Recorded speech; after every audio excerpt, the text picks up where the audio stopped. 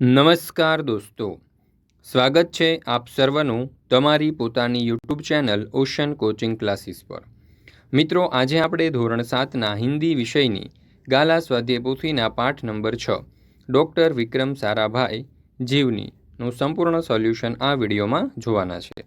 મિત્રો, આપણી આ ચેનલ ઉપર ધોરણ 7ના હિન્દી વિષયની ગાલા સ્વાધ્યાય પોથીના બધા જ પાઠના જે સોલ્યુશન છે તે મૂકવામાં આવેલા છે, જેની લિંક તમને નીચે ડિસ્ક્રિપ્શન બોક્સની અંદર મળી જશે।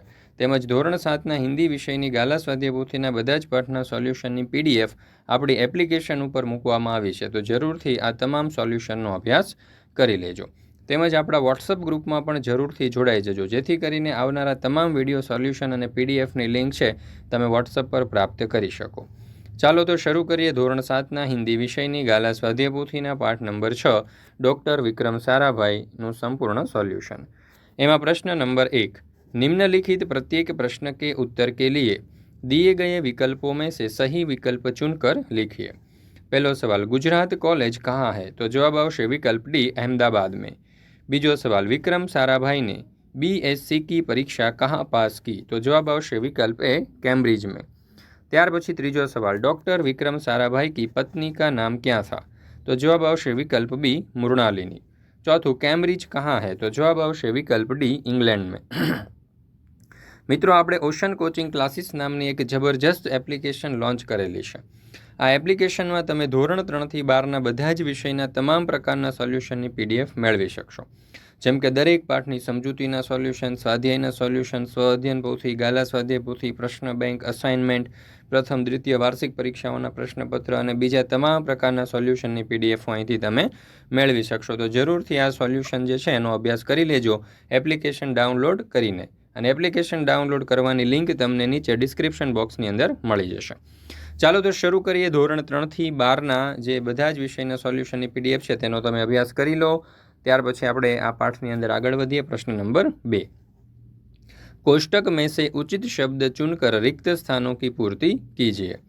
तो अहींया काउंसनी अंदर केटलाक आपणने शब्दों आपेला छे। एमां पहेलुं, डॉक्टर विक्रम साराभाई का परिवार एक प्रतिष्ठित खाली जग्या का परिवार था। तो जवाब आवशे उद्योगपति।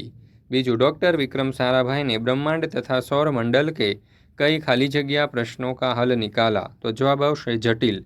त्रीજું, भारत सरकार ने खाली जग्या में वैज्ञानिक उपकरणों से युक्त प्रयोगशाला स्थापित की। तो जवाब आवशे गुलमर्ग। चौथुं, विक्रम साराभाई को खाली जग्या कारनामे प्रिय थे।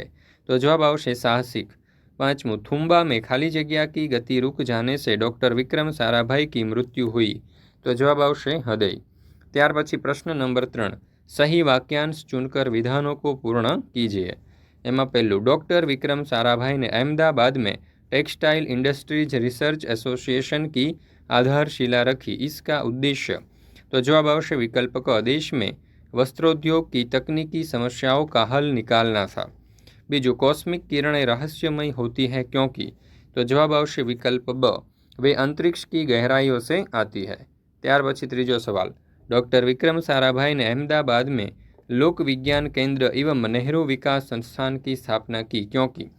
तो जवाब आवशे विकल्प अ, वे जन सामान्य की विज्ञान के प्रति रुचि जागरूक करना चाहते थे। चौथुं, डॉक्टर विक्रम साराभाई त्रिवेंद्रम गए क्योंकि? तो जवाब आवशे विकल्प ब, वहाँ उन्हें थुम्बा के लॉन्चिंग स्टेशन का निरीक्षण करना था। त्यार पछी प्रश्न नंबर 4, निम्नलिखित प्रश्नों के उत्तर एक एक वाक्य में लिखिए।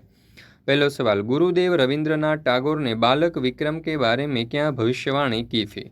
उत्तर, गुरुदेव रविंद्रनाथ टैगोर ने बालक विक्रम के बारे में भविष्यवाणी की थी कि यह बालक बड़ा होकर बहुत यशस्वी बनेगा।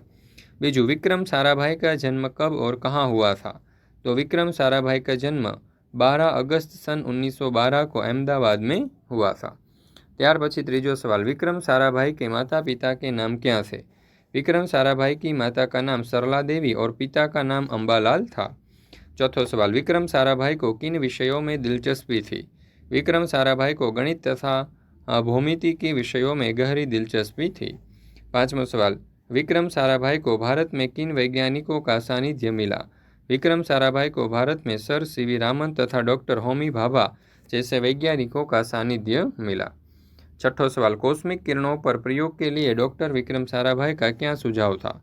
डॉक्टर विक्रम साराभाई का सुझाव था कि कॉस्मिक किरणों के प्रयोग के लिए हिमालय की ऊंची चोटियां बहुत उपयुक्त और अनुकूल होगी।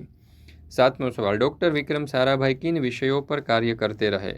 डॉक्टर विक्रम साराभाई परमाणु शक्ति, अंतरिक्ष विकिरण, सूर्य, ग्रह, तारा, प्लाज्मा, भौतिकी तथा खगोल आदि विषयों पर कार्य करते रहे।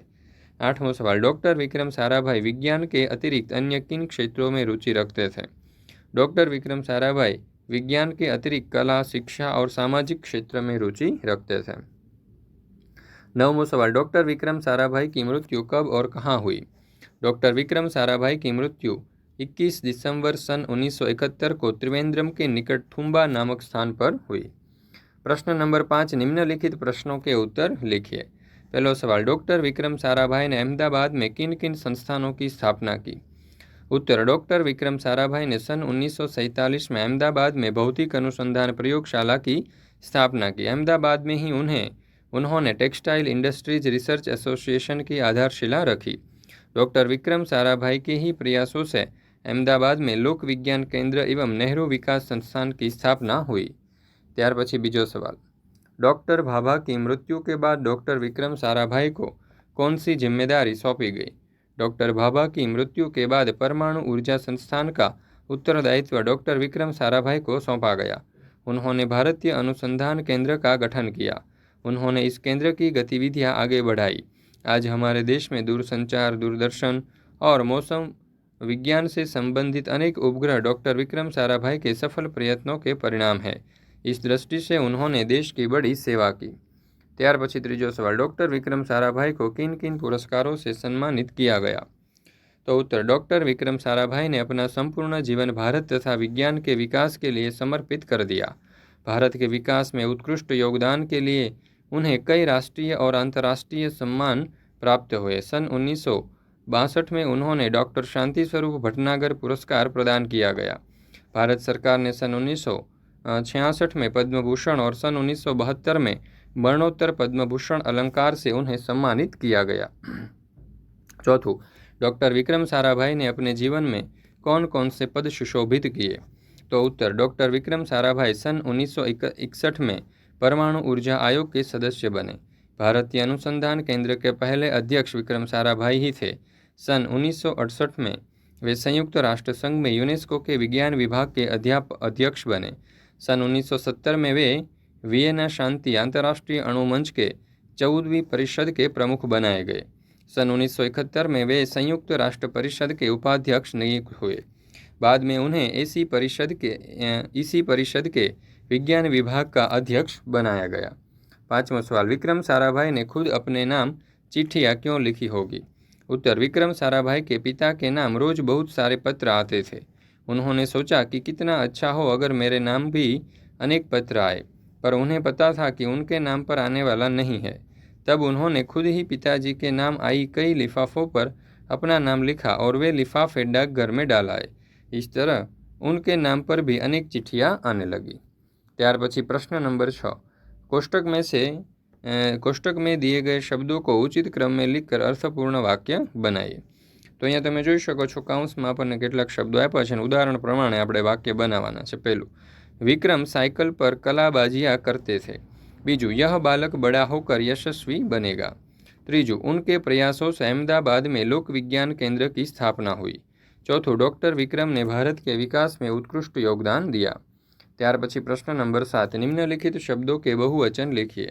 लड़काનું बहुवचन થશે લડકે, કિતાબનું કિતાબે, નદીનું નદિયા, લિફાફાનું લિફાફે, નારીનું નારિયા, માલીનું થશે માલી। ત્યાર પછી प्रश्न नंबर 8, निम्नलिखित वाक्यों में रेखांकित सर्वनाम का प्रकार बताइए। पेड़ के नीचे कोई खड़ा है, तो खड़ा है अनिश्चयवाचक सर्वनाम है। पता नहीं यह संदूक किसकी है, तो किसकी ये अनिश्चयवाचक सर्वनाम थशे। यह शिवाजी का किला है, तो यह ए निश्चयवाचक सर्वनाम थशे। वह श्याम का मित्र है, तो वह निश्चयवाचक सर्वनाम है। 5मुं, लड़का कुछ खाना चाहता था, तो कुछ ए अनिश्चयवाचक सर्वनाम थशे। मित्रों, आपणे ओशन कोचिंग क्लासीस नामनी एक जबरदस्त एप्लिकेशन लॉन्च करेली है। आ एप्लिकेशन पर तमे धोरण 3 થી 12 बधा ज विषयना तमाम प्रकारना सोल्यूशननी पीडीएफ मेळवी शकशो। જેમ કે દરેક પાઠની સમજૂતીના સોલ્યુશન, સ્વાધ્યાયના સોલ્યુશન, સ્વઅધ્યયન પોથી, ગાલા સ્વાધ્યાય પોથી, પ્રશ્ન બેંક, અસાઇનમેન્ટ, પ્રથમ દ્વિતીય વાર્ષિક પરીક્ષાઓના પ્રશ્નપત્ર અને બીજા તમામ પ્રકારના સોલ્યુશનની પીડીએફો અહીંથી તમે મેળવી શકશો. તો જરૂરથી આ તમામ સોલ્યુશનનો અભ્યાસ કરી લેજો આપણી એપ્લિકેશન ઉપર. એપ્લિકેશન ડાઉનલોડ કરવાની લિંક તમને નીચે ડિસ્ક્રિપ્શન બોક્સની અંદર મળી જશે. આપણી આ ચેનલ ઉપર બધા જ વિષયના તમામ પાઠની ગાલા સ્વાધ્યાય પોથીના વિડીયો સોલ્યુશન્સ અને પીડીએફ મૂકવામાં આવે છે, જેની લિંક તમને નીચે ડિસ્ક્રિપ્શન બોક્સની અંદર મળી જશે. તો જરૂરથી આ તમામ સોલ્યુશનનો અભ્યાસ કરી લેજો.